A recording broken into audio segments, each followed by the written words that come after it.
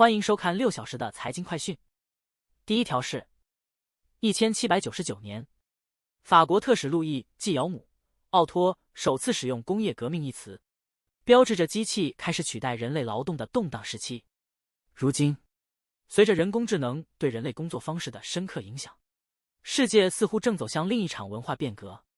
接下来，美国财政部将于本周3开始针对存量和流动性较差的债务进行一系列回购。美联储将在6月开始逐步缩减其资产负债表的步伐。这两项举措都将为今年因市场重新调整对降息的预期而陷入混乱的美国债券市场带来支持。接下来这条，以色列央行正在考虑将利率维持在今年剩余时间。此前曾暗示将多次降息以帮助因战争而陷入困境的经济。让我们关注米里亚姆·沃格尔是 EcoAI 的首席执行官。这是一个旨在减少人工智能中无意识偏见的非营利组织。他还担任最近成立的国家人工智能咨询委员会主席。该委员会受国会委托，就人工智能政策向总统乔·拜登和白宫提供建议，并在乔治城大学法学院教授技术法律和政策。接下来，凯西·伍德通常会增持他看好的股票在暴跌后。他的 ARK 创新 ETF 近12个月年化回报率 11%， 近3年回报率为负 25%， 近5年回报率为 1%。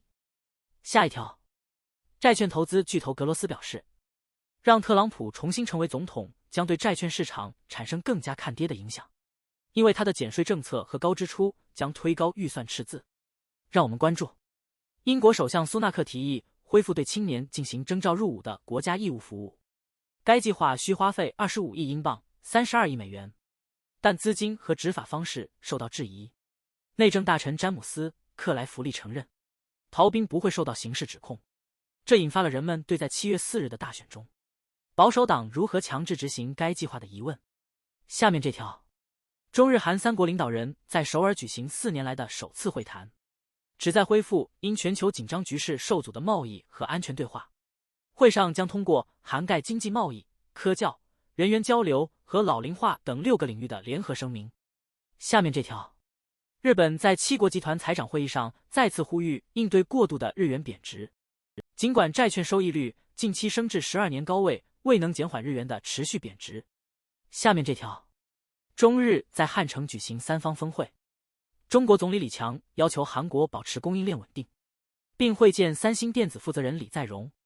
中国希望与韩国成为相互信赖的邻居，避免将经济问题政治化，并欢迎三星等韩企扩大在华投资。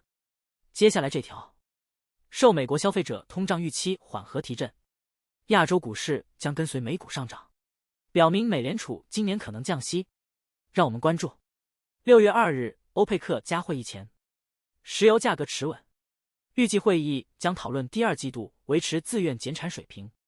市场还关注汽油使用量、美国 PCE 指数和加息政策，以判断石油需求和美元走势。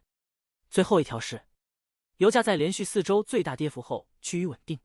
重点关注周日即将举行的 OPEC 加供应会议和夏季驾驶季开始时的美国需求。以上是过去6小时的财经快讯，我们6小时后见。